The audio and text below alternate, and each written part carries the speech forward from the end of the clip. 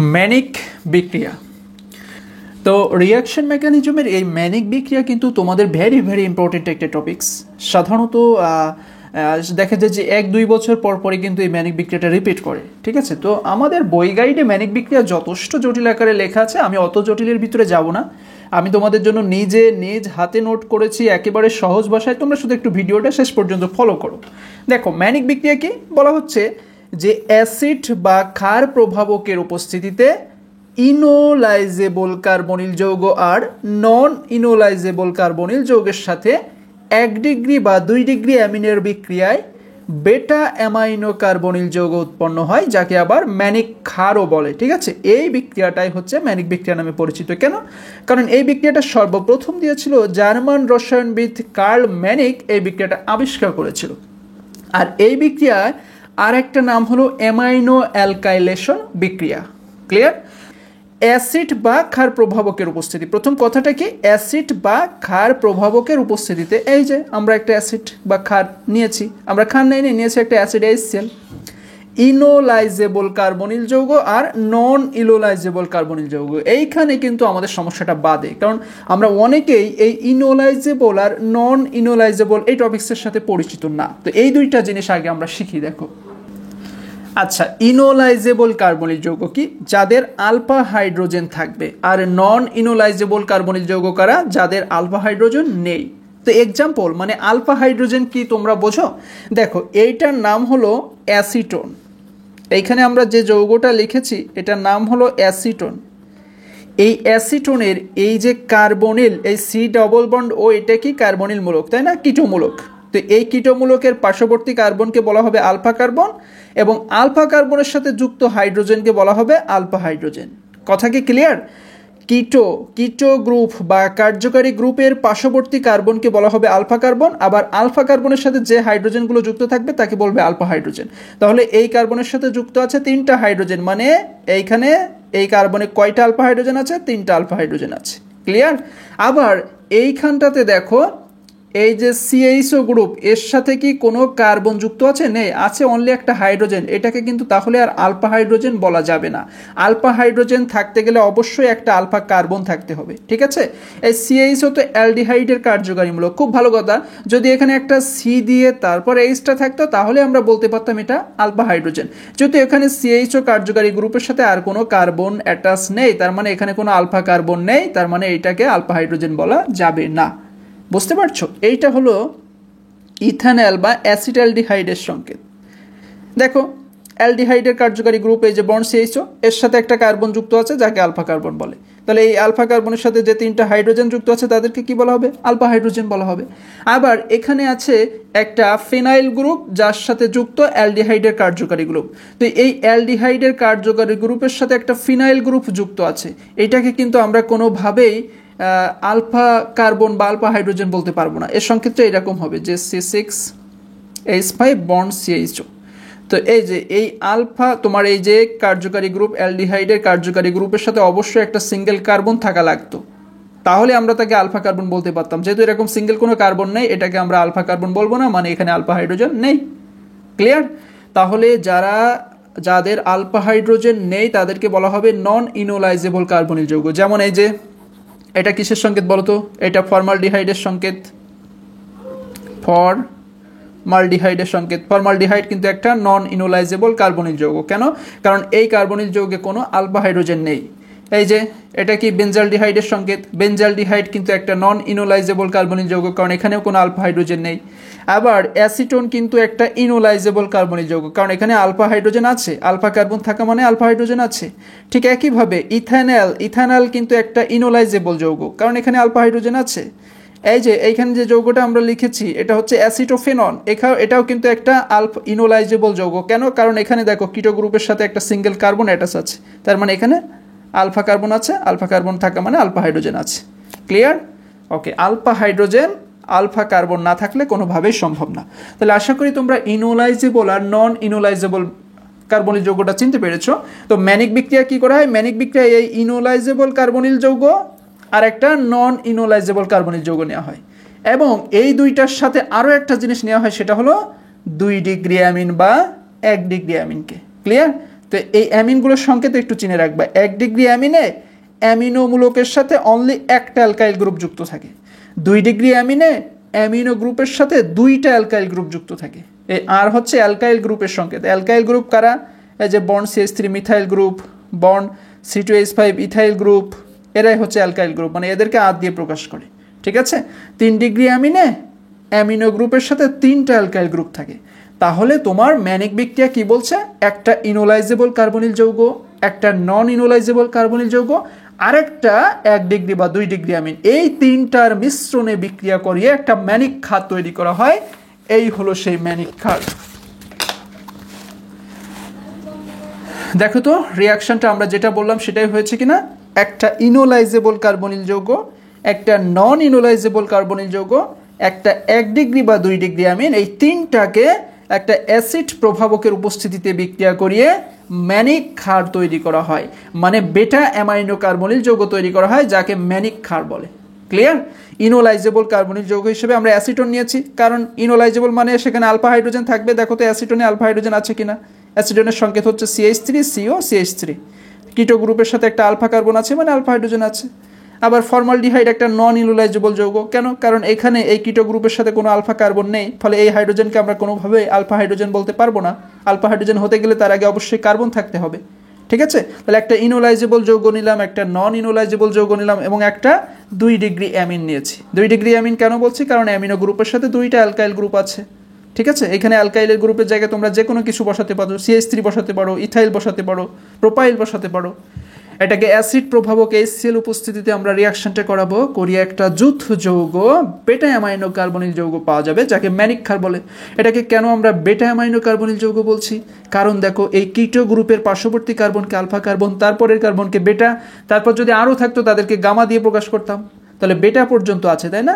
এই বেটা কার্বনে দেখো অ্যামিনো গ্রুপ আছে, বেটা কার্বনে অ্যামিনো গ্রুপ আছে, তাই আমরা বলছি বেটা অ্যামাইনো। আবার ওভারঅল এটা কি? কার্বনিল যৌগ। C ডাবল বন্ড O মানে কি? কার্বনিল যৌগ। ক্লিয়ার? ওকে, এখান থেকে অবশ্যই মনে রাখবে এখনো পানি অপসারণ হবে। এই 3টার অ্যাটাচ বা যৌথ যৌগ থেকে এখনো পানি অপসারণ হবে। সে পানিটা কোথা থেকে আসছে দেখো, এইখান থেকে একটা হাইড্রোজেন যাবে, এইখান থেকে একটা অক্সিজেন যাবে, এইখান থেকে একটা হাইড্রোজেন যাবে, তার মানে টোটালি -H2 অপসারণ হয়ে যাবে, হয়ে আমাদের এইটা পাওয়া যাবে। এই যে এখান থেকে একটা হাইড্রোজেন গেলে এখানে CH3 থাকে, CH2, এখান থেকে একটা অক্সিজেন গেলে এই অক্সিজেন আউট হয়ে CH2 একত্রিত হয়ে যায়, এখান থেকে একটা হাইড্রোজেন গেলে শুধু N থাকে। আশা করি তোমাদের ম্যানিক বিক্রিয়া চিনতে কোনো সমস্যা নেই। এখন আমরা ম্যানিক বিক্রিয়ার 2টা এক্সাম্পল দেখি। দেখো ম্যানিক বিক্রিয়া হিসেবে আমরা একটা নন ইনোলাইজেবল ইনোলাইজেবল কার্বনিল যৌগ অ্যাসিটন নিয়েছি, একটা নন ইনোলাইজেবল কার্বনিল যৌগ ফর্মালডিহাইড নিয়েছি, এবং একটা 2 ডিগ্রি অ্যামিন ডাইমিথাইল অ্যামিন নিয়েছি। ওই যে আর এর পজিশনে আমরা জাস্ট ইথাইল গ্রুপ বসিয়েছি, 2টা ইথাইল গ্রুপ থাকায় ডাই ইথাইল অ্যামিন। ক্লিয়ার? এর জন্য এটাকে 2 ডিগ্রি অ্যামিন বলে। HCl এর উপস্থিতিতে যখন রিয়াকশন করাবো, এইখান থেকে একটা H, এখান থেকে একটা H, এখান থেকে একটা O, টোটালি H2 অপসারণ হয়ে এই যৌগ আমাদের থাকবে। আমরা দেখতে পাচ্ছি এর এই বেটা কার্বনে অ্যামিনো গ্রুপ আছে, তাই এর নাম বেটা অ্যামাইনো কার্বনিল যৌগ। আর সব কিছু দেখবা সেম টু সেম থাকবে, হিসাব করে দেখো। ওকে, 2 নম্বর এক্সাম্পলটা কি? অ্যাসিটোফেনন। এটা হলো একটা ইনোলাইজেবল কার্বনিল যৌগ, কারণ দেখো এর এই কিটো গ্রুপের সাথে একটা আলফা কার্বন আছে, আর এই ফর্মালডিহাইড হলো একটা নন ইনোলাইজেবল কার্বনিল যৌগ।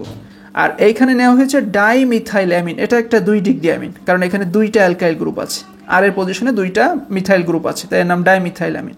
তাহলে একটা ইনোলাইজেবল, একটা নন ইনোলাইজেবল, একটা 2 ডিগ্রি অ্যামিনকে আমরা HCl এর উপস্থিতিতে বিক্রিয়া করালে এইখান থেকে একটা H, এইখান থেকে একটা H, এইখান থেকে একটা O, টোটালি এখনো পানি অপসারণ হয়ে এই যৌগ পাওয়া যায়, যাকে বেটা অ্যামাইনো কার্বনিল যৌগ বলে।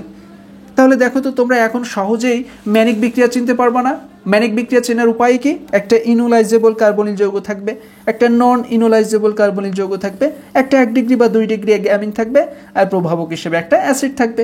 তাহলে উৎপাদ হিসেবে কি পাবো? বেটা অ্যামাইনো কার্বনিল যৌগ পাবো, এখনো পানি অপসারণের মাধ্যমে। ক্লিয়ার? আচ্ছা, এইবার এই ম্যানিক বিক্রিয়ার কিছু প্রয়োগ আমরা দেখি। ম্যানিক বিক্রিয়ার সাহায্যে অসম্পৃক্ত কিটোন সংশ্লেষণ করা যায়। যদি আমরা এই যৌগটাকে কিটোন নামকরণ করি, CD বন্ড O থাকা মানে এটা একটা কিটোন। এখন এই কিটোনে কি আছে? অসম্পৃক্ততা আছে না? তাহলে এর নাম হলো অসম্পৃক্ত কিটোন, অর্থাৎ ম্যানিক বিক্রিয়ার সাহায্যে অসম্পৃক্ত কিটোন সংশ্লেষণ করা যায়। আবার ম্যানিক বিক্রিয়া প্রয়োগ করে প্রাকৃতিক উৎপাদ ট্রপেন সংশ্লেষণ করা যায়। এই ট্রপেন হলো এক ধরনের প্রাকৃতিক উৎপাদ, যাকে ম্যানিক বিক্রিয়ার সাহায্যে সংশ্লেষণ করা যায়। ঠিক আছে? আচ্ছা, তো ম্যানিক বিক্রিয়া তো আমরা চিনতে পারলাম, আমাদের ম্যানিক বিক্রিয়ার কৌশলটা দেখতে হবে, কারণ তোমাদের এক্সামে যখন বলবে যে টিকা আকারে ম্যানিক বিক্রিয়া লিখো অথবা ম্যানিক বিক্রিয়ার কৌশল আলোচনা করো, এখন ম্যানিক বিক্রিয়ার কৌশল কিন্তু শুধু এই যে মানে গজায় মিল দেওয়া মুখস্থ করলেই হবে না, এটা বুঝতে হবে। প্লাস তোমাদের অনেক সময় এই ম্যানিক বিক্রিয়ার একটা এক্সাম্পলকে প্রশ্নে দিয়ে বলে যে এই বিক্রিয়াটার কৌশল আলোচনা করো, তাহলে তোমাদের এই রিয়াকশন দেখে চিনে নিতে হবে এটা একটা ম্যানিক বিক্রিয়া এবং সেই বিক্রিয়া অনুযায়ী তোমাদের কৌশল এক্সপ্লেন করতে হবে। ক্লিয়ার? তো চলো আমরা এখন ম্যানিক বিক্রিয়ার করা কৌশল অর্থাৎ ক্রিয়া কৌশলটা দেখি।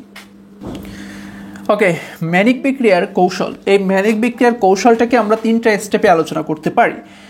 প্রথমত খেয়াল করবা যে প্রথমত আমরা কি করব, আমরা প্রথমে একটা নন ইনোলাইজেবল যৌগকে প্রোটনেশন করব। ঠিক আছে, আমরা ম্যানিক বিক্রিয়ার ক্রিয়া কৌশলে ফার্স্ট স্টেপে এই নন ইনোলাইজেবল যৌগকে প্রোটনেশন করব, মানে এর সাথে প্রোটন অ্যাটাচ করাবো, সেটা HCl অ্যাসিডটা থেকে আসবে প্রোটনটা। এবং সেকেন্ড স্টেপে আমরা কি করব, এই যে ইনোলাইজেবল যৌগ আছে তার কিটো ফর্ম আর ইনোল ফর্ম গঠন করব। এবং থার্ড স্টেপে এই ইনোলাইজেবল আর নন ইনোলাইজেবল থেকে যে প্রাপ্ত উৎপাদটা পাবো তার আমরা কি করব, একত্রে সংযোজন করব, করে আমরা কাঙ্ক্ষিত উৎপাদ তৈরি করে দিব। তো চলো ফার্স্টে দেখা যাক। তো নন ইনোলাইজেবল যৌগ কোনটা? ফর্মালডিহাইড। তো আমরা ফার্স্ট স্টেপে এই ফর্মালডিহাইডকে প্রোটনেশন করব, মানে এই অ্যাসিড থেকে আগত প্রোটন H+ দ্বারা আমরা এটাকে প্রোটনেশন করব। এই যে নন ইনোলাইজেবল যৌগ ফর্মালডিহাইড, এটা অ্যাসিড থেকে আগত প্রোটন H+ দ্বারা আমরা প্রোটনেশন করছি। তো প্রোটনেশনটা কিভাবে হবে দেখো, আমরা জানি অক্সিজেনে 2 জোড়া নিঃসঙ্গ জোড় ইলেকট্রন আছে, এর ভিতরে 1 জোড়া ইলেকট্রন এই প্রোটনকে দান করে দিচ্ছে, দান করে দেওয়ার মাধ্যমে প্রোটন অক্সিজেনের সাথে অ্যাটাচ হয়ে যাচ্ছে। ক্লিয়ার? অক্সিজেন যেহেতু 1 জোড়া নিঃসঙ্গ জোড় ইলেকট্রন প্রোটনকে দিয়ে দিচ্ছে, তাই অক্সিজেনের এখানে ইলেকট্রনের একটা ঘাটতি তৈরি হচ্ছে, যেটাকে আমরা পজিটিভ চার্জ দিয়ে প্রকাশ করি। ঠিক আছে? ওকে, এইবার কি হবে দেখো, এখন এই ঘাটতি তো পূরণ করতে হবে, তাই না? আমরা জানি যদি কোনো জায়গায় ইলেকট্রনের ঘাটতি হয় সেটাকে পূরণ করা হয় কিভাবে, তার পার্শ্ববর্তী বন্ড থেকে ইলেকট্রন নিয়ে। তাহলে এই দ্বিবন্ড থেকে এখন পাই ইলেকট্রন চলে যাবে এইখানে, গিয়ে ঘাটতিটা পূরণ করবে। ঠিক আছে, তাহলে অক্সিজেন এখন নিউট্রাল হয়ে যাবে, বাট এই দ্বিবন্ড কিন্তু ভেঙে যাচ্ছে, কারণ এখান থেকে 1 জোড়া ইলেকট্রন চলে যায়, দ্বিবন্ড হয়ে যাচ্ছে একক বন্ড। ক্লিয়ার? আচ্ছা, এইখান থেকে যখন ইলেকট্রন চলে যাচ্ছে, ফলে এই পার্শ্ববর্তী কার্বনে আবার কিছুটা সমস্যা হচ্ছে না ইলেকট্রনের, এই জন্য এই কার্বনে আবার দেখো এইবার কি হবে, ওই যে আমাদের ম্যানিক বিক্রিয়া ছিল ইনোলাইজেবল, নন ইনোলাইজেবল আর অ্যামিন, তো এইবার এই অ্যামিনের সাথে আমাদের এই প্রোটনযুক্ত ফর্মালডিহাইডের বিক্রিয়া হবে। ঠিক আছে, ওই 2 ডিগ্রি অ্যামিনের সাথে এবার প্রোটনযুক্ত ফর্মালডিহাইডের বিক্রিয়া হবে। বিক্রিয়াটা কিভাবে হবে, নাইট্রোজেনের আমরা জানি 1 জোড়া নিঃসঙ্গ জোড় ইলেকট্রন থাকে, 2 ডিগ্রি অ্যামিনের যে নাইট্রোজেন থাকে তার 1 জোড়া নিঃসঙ্গ জোড় ইলেকট্রন থাকে, ওই ইলেকট্রন জোড়াকে সে এই কার্বনিল কার্বনের সাথে যুক্ত হবে। ঠিক আছে, যুক্ত হওয়ার মাধ্যমে আমাদের একটা অ্যামিনিয়াম আয়ন গঠন হবে। কিভাবে দেখো, এই নাইট্রোজেন যখন তার ইলেকট্রন জোড়াকে এই কার্বনিল কার্বনে দিয়ে দিচ্ছে, ফলে নাইট্রোজেনে আবার ইলেকট্রন ঘাটতি তৈরি হচ্ছে, যেটাকে আমরা পজিটিভ চার্জ দিয়ে প্রকাশ করি। ঠিক আছে, এবং নাইট্রোজেন অ্যাটাচ হয়ে যাচ্ছে এই কার্বনের সাথে, এই কার্বন তখন CH2 হিসেবে আমরা একত্রে লিখছি, এখানে থাকছে C বন্ড OH, এই যে C বন্ড OH, দেখো OH অক্সিজেনের এই প্লাস চার্জ প্রস্মিত হয়, এখানে 1 জোড়া ইলেকট্রন চলে আসছে না, এই জন্য এটাকে আমরা 2 জোড়া নিঃসঙ্গ জোড় ইলেকট্রন দিয়ে প্রকাশ করে নিচ্ছি। ওকে, এই CH2 কে আমরা লিখেছি, এর সাথে অ্যাটাচ হচ্ছে কি এই NH, এই যে NH, এবং আছে 2টা অ্যালকাইল গ্রুপ RR। ক্লিয়ার? এই লাইন তো বুঝতে কারোর সমস্যা নেই। এখন কি হবে, আবারও দেখো নাইট্রোজেনের এই যে তোমার ইলেকট্রন ঘাটতিটাকে আমাদের প্রস্মিত করতে হবে। কিভাবে, এই পার্শ্ববর্তী বন্ড থেকে ইলেকট্রন তখন নাইট্রোজেনে চলে যাবে, ফলে হাইড্রোজেনের এই বন্ড ভেঙে ইলেকট্রন ঘনত্ব নাইট্রোজেনে চলে যায়, নাইট্রোজেন প্রস্মিত হয়ে যায়, মানে আবারও সেই 1 জোড়া ইলেকট্রন ফিরে আসে। কিন্তু হাইড্রোজেনের এই বন্ড কিন্তু ভেঙে যায়, ফলে এই হাইড্রোজেন কি হবে দেখো, এই হাইড্রোজেন তখন বিচ্ছিন্ন হয়ে যাবে। কিভাবে, এই যে এই হাইড্রোজেনের বন্ড থেকে ইলেকট্রন কিভাবে যায়, প্রথমত অক্সিজেনের যে 2 জোড়া নিঃসঙ্গ জোড় ইলেকট্রন আসছে, সেখান থেকে 1 জোড়া ইলেকট্রন অক্সিজেন দান করে দেয় হাইড্রোজেনকে, ফলে হাইড্রোজেন তখন আবার তার বন্ড থেকে ইলেকট্রন দান করে দেয় নাইট্রোজেনকে, ফলে অক্সিজেনের এখান থেকে 1 জোড়া ইলেকট্রন চলে যায়, অক্সিজেনে পজিটিভ চার্জ তৈরি হবে, আর হাইড্রোজেন তখন কি করবে, এই বন্ড বিচ্ছিন্ন হয়ে হাইড্রোজেন এই OH কে নিয়ে অপসারিত হয়ে যাবে। সেটা কিন্তু এখন না, একটু পরে, বাট এখন কি হবে, এখন আপাত দৃষ্টিতে এই হাইড্রোজেন এই OH এর সাথে অ্যাটাচ হয়ে যাবে, এই যে এই OH আর এই হাইড্রোজেন এখানে অ্যাটাচ হয়ে এই যে এখানে এসছে, বন্ড CH2 যেভাবে ছিল বন্ড N, নাইট্রোজেনের এই চার্জ প্রস্মিত হয়ে গেছে, মানে এখানে আবারও ইলেকট্রন চলে এসছে এখান থেকে, ফলে আবারও আমরা নিঃসঙ্গ জোড় ইলেকট্রন দিলাম, 2 পাশে 2 অ্যালকাইল গ্রুপ রাখলাম। ক্লিয়ার? এখন দেখো, এখন আমরা দেখছি অক্সিজেনে একটা ঘাটতি তৈরি হচ্ছে, ফলে তার পার্শ্ববর্তী বন্ড থেকে ইলেকট্রন অক্সিজেন এখানে চলে আসবে। ঠিক আছে, এবং এখান থেকে যখন ইলেকট্রন এখানে চলে আসবে স্বাভাবিকভাবে নাইট্রোজেনের ইলেকট্রন তখন এই বন্ডে চলে আসবে, কারণ কার্বনের আমরা জানি কি হাত 4টা, কার্বনের হাত 4টা, তো 4টা হাতকে তো তাকে পূরণ করতেই হবে। যখন এখান থেকে এটা চলে যাচ্ছে, এই যে বন্ডটা যখন চলে যাচ্ছে তখন কার্বনের হাত কয়টা হচ্ছে, হাইড্রোজেনের সাথে 2টা। দেখো আগে কয়টা ছিল, হাইড্রোজেনের সাথে 2টা ছিল, এখানে একটা হাত 3টা আর একটা হাত 4টা। বাট এখান থেকে যখন এই হাতটা ভেঙে ইলেকট্রন এখানে চলে যাচ্ছে, এখন কিন্তু কার্বনের হাত 3টা হয়ে যাচ্ছে, 2টা হাইড্রোজেন আর একক বন্ধন, মোট 3টা হাত হচ্ছে। 4টা তো পূরণ করতেই হবে, তাই না? সেটা কিভাবে হবে, এখানে দ্বিবন্ধন হওয়ার মাধ্যমে। তো দ্বিবন্ধনটা কিভাবে হবে, যখন এই ইলেকট্রন এখানে চলে আসবে তখন এই একক বন্ধন হয়ে যাবে দ্বিবন্ধন, এবং এই নাইট্রোজেনের এখান থেকে ইলেকট্রন চলে আসায় নাইট্রোজেনে আবারও ইলেকট্রন ঘাটতি তৈরি হবে, যেটাকে পজিটিভ চার্জ দিয়ে প্রকাশ করতে হবে। আবার এই বন্ধন কিন্তু এখন বিচ্ছিন্ন হয়ে যাচ্ছে, বিচ্ছিন্ন হয়ে ইলেকট্রন এখানে যা টুকটাক ছিল সেটা অক্সিজেনের কাছে চলে আসছে। ফলে এই বন্ড বিচ্ছিন্ন হওয়া মানে কি, এই OH2 বিচ্ছিন্ন হয়ে যাচ্ছে পানি হিসেবে, থাকছে শুধুমাত্র এই অংশটা, এই যে এখানে দ্বিবন্ধন চলে আসছে, এর নাম হলো ইমিনিয়াম আয়ন। ক্লিয়ার? এইভাবে কিন্তু আমরা ফার্স্ট স্টেপে নন ইনোলাইজেবল ফর্মালডিহাইডকে প্রোটনেশন করে প্রোটনযুক্ত ফর্মালডিহাইড তৈরি করি, এই প্রোটনযুক্ত ফর্মালডিহাইডের সাথে 2 ডিগ্রি অ্যামিনকে বিক্রিয়া করে ইমিনিয়াম আয়ন তৈরি করি। এটা ফার্স্ট স্টেপের রিয়াকশান। এইবার সেকেন্ড স্টেপ খুব সহজ। সেকেন্ড স্টেপে তাহলে আমাদের দেখো আমাদের কি হয়ে গেল, আমাদের নন ইনোলাইজেবল আর 2 ডিগ্রি অ্যামিনের ভিতরে ফার্স্ট স্টেপে ক্রিয়া কৌশল হয়ে গেল। এইবার সেকেন্ড স্টেপে আমরা অ্যাসিটোনকে মডিফাই করব। কিভাবে? অ্যাসিটোনের 2টা গঠন তৈরি করব, একটা হলো কিটো গঠন আর একটা হলো ইনোল গঠন। তো অ্যাসিটোনের সংকেত কি, CH3CO CH3। আমরা এটাকে বোঝানোর জন্য এই CH3কে 2 ভাগে ভাগ করেছি, একটা হলো CH2 আর এর সাথে যে আরও একটা হাইড্রোজেন ছিল সেটাকে আমরা আলাদা লিখেছি। ক্লিয়ার? ও সরি, দেখা যাচ্ছে না, দেখো অ্যাসিটোনের সংকেত CH3CO CH3, আমরা এটাকে বোঝানোর জন্য মানে এই হাইড্রোজেনকে আলাদা করার জন্য CH3কে আমরা CH2 বন্ড H হিসেবে লিখেছি। আর দেখো সব কিছু সেম আছে। এইটাকে বলে অ্যাসিটোনের কিটো গঠন, কারণ এখানে আছে কিটো গ্রুপ। তো আমরা জানি অ্যাসিটোন কিটো ইনোল টটোমারিজম দেয়, কারণ অ্যাসিটোনে সক্রিয় হাইড্রোজেন আছে, অর্থাৎ আলফা হাইড্রোজেন আছে। এই জন্য অ্যাসিটোন কিটো ফর্মও দেয়, ইনোল ফর্মও দেয়, মানে কিটো ইনোল টটোমারিজম প্রদর্শন করে। ফলে অ্যাসিটোনের যেমন কিটো গঠন থাকবে তেমনি ইনোল গঠনও থাকবে। তো এই কিটো থেকে ইনোল ফর্ম আমরা কিভাবে পাবো? খুব সহজ, এই দ্বিবন্ড ভেঙে একটা এই যে ইলেকট্রনগুলো অক্সিজেন নিজের দিকে টেনে নেয়, ফলে এই দ্বিবন্ড ভেঙে তখন একক বন্ড হয়ে যায়। ক্লিয়ার? এখন অক্সিজেন যখন এই ইলেকট্রন নিজের দিকে চলে নিচ্ছে তখন কার্বনের হাত কমে যাচ্ছে না, এই জন্য কার্বনের হাত এখানে বাড়ানোর জন্য এই বন্ড ভেঙে ইলেকট্রন এই বন্ডে চলে আসে, ফলে তখন দ্বিবন্ধন হয়ে কার্বনের হাত 4টা করে ফেলে। এই বন্ড যখন ভেঙে যাচ্ছে, আবার দেখো এই বন্ড ভেঙে যাওয়ায় এই হাইড্রোজেনকে আবার এই অক্সিজেন নিয়ে নিচ্ছে, এই যে OH হিসেবে। ক্লিয়ার? তার মানে ফার্স্ট স্টেপে কি হচ্ছে, ফার্স্ট স্টেপে তোমার হাইড্রোজেনের এই যে দ্বিবন্ড থেকে পাই ইলেকট্রন অক্সিজেনের কাছে চলে যাচ্ছে, ফলে এই কার্বনের হাত কমে যাওয়ায় এই হাত 2টা করতে হবে, একটা হাতকে 2টা দ্বিবন্ধন করতে হবে, যে কারণে এখান থেকে ইলেকট্রন এখানে চলে এসে দ্বিবন্ধন করে দিচ্ছে এবং হাইড্রোজেনের এই বন্ধন বিচ্ছিন্ন হয়ে যাচ্ছে। বিচ্ছিন্ন হয়ে এই হাইড্রোজেনকে টেনে নিচ্ছে কি, অক্সিজেন OH হিসেবে, এবং এখানে OH থাকা এটাকে বলে ইনোল ফর্ম। আর সি দ্বিবর্ণ কিটো ফর্ম, এরকম কিটো গ্রুপ থাকলে তাকে বলে কিটো ফর্ম। ক্লিয়ার? এখন এদের 2টার ভিতরে কে রিয়াকশনে অংশ নেবে? ইনোল ফর্মটা।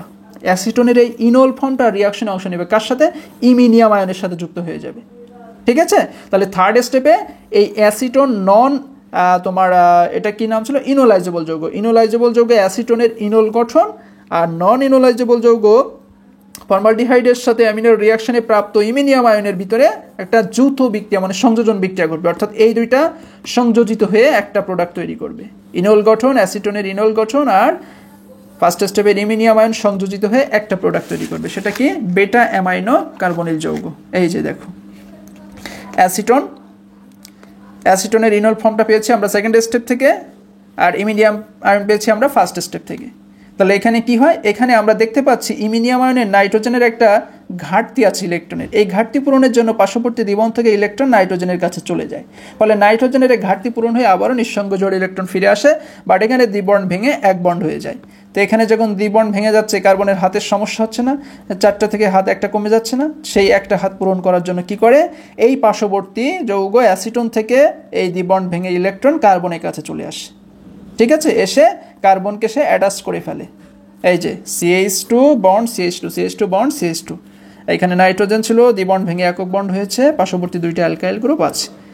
এখন এইখান থেকে যখন দ্বিবন্ড ভেঙে যাচ্ছে এই কার্বনে আবার হাত কমে যাচ্ছে, আগে ছিল 4টা হাত, এখন আবার 3টা হাত হয়ে যাচ্ছে। তাহলে এর পার্শ্ববর্তী সামনের কার্বনটাকে 2টা হাত বানাতে হবে, তাহলে হাত পূরণ হয়ে যাবে। এইটাকে 2টা হাত কীভাবে বানানো সম্ভব? তার পার্শ্ববর্তী বন্ড থেকে যে ইলেকট্রন ঘনত্বগুলো ছিল সেটা এই হাতে আনতে হবে, এনে এটাকে দ্বিবন্ধন করে দিতে হবে। এবং এই হাইড্রোজেনের বন্ধন কিন্তু তখন বিচ্ছিন্ন হয়ে যাচ্ছে, এই হাইড্রোজেনের বন্ধন কিন্তু বিচ্ছিন্ন হয়ে যাচ্ছে, তাই না? তাহলে এই বন্ধন যখন বিচ্ছিন্ন হয়ে যাচ্ছে সেই বন্ধন কী হিসেবে অপসারণ হবে? এই হাইড্রোজেন তখন একটা প্রোটন অপসারণের মাধ্যমে, মানে এই যে এইচ অপসারণ হয়ে যাচ্ছে, এই বন্ড ভেঙে একটা প্রোটন H+ অপসারণ হয়ে যাচ্ছে, অপসারণ হওয়ার মাধ্যমে আমরা পেয়ে যাচ্ছি বেটা অ্যামাইনো কার্বনিল যৌগ বা কাঙ্ক্ষিত ম্যানিক ক্ষার। দেখো সব কিছু সমতাকোণ ঠিক আছে, শুধু এই হাইড্রোজেনটা অপসারণ হয়ে যাচ্ছে। এবং বেটা পজিশনে তোমার নাইট্রোজেন এমিনো গ্রুপ আছে, তাই নাম বেটা অ্যামাইনো কার্বনিল যৌগ। ক্লিয়ার? তো এইভাবে আমরা ম্যানিক বিক্রিয়ার ক্রিয়া কৌশল আলোচনা করি। তো অ্যাট এ গ্লান্স এক নজরে তোমাদের একটু বলে দেই ফার্স্ট স্টেপে আমরা কি করি। ফার্স্ট স্টেপে এই নন ইনোলাইজেবল কার্বনিল যৌগকে অ্যাসিড থেকে আগত প্রোটন দ্বারা প্রোটনেশন করি এবং প্রোটনযুক্ত ফর্মালডিহাইড তৈরি করি। তারপরে এই প্রোটনযুক্ত ফর্মালডিহাইডের সাথে 2 ডিগ্রি অ্যামিনের রিয়াকশন করিয়ে আমরা ইমিনিয়াম আয়ন গঠন করি ফার্স্ট স্টেপে। সেকেন্ড স্টেপে কি হয়? সেকেন্ড স্টেপে এই ইনোলাইজেবল কার্বনিল যৌগের 2টা ফর্ম কিটো গঠন আর ইনল গঠনে প্রকাশ করি এবং এর এই ইনল গঠনের সাথে আমরা ফার্স্ট স্টেপের ইমিনিয়াম আয়নে যৌথ বিক্রিয়া ঘটায়, সংযোজন ঘটায় এবং ঘটিয়ে একটা প্রোটন অপসারণ হয়। প্রোটন অপসারণের মাধ্যমে বেটা অ্যামাইনো কার্বনিল যৌগ পাওয়া যায়, যাকে ম্যানিক ক্ষার বলে। এটাই হচ্ছে ম্যানিক বিক্রিয়ার ক্রিয়া কৌশল। আশা করি ম্যানিক বিক্রিয়া নিয়ে তোমাদের আর কোনো প্রবলেম থাকবে না। তো আজ পর্যন্তই, কথা হচ্ছে পরবর্তী কোনো প্রশ্ন নিয়ে। ধন্যবাদ।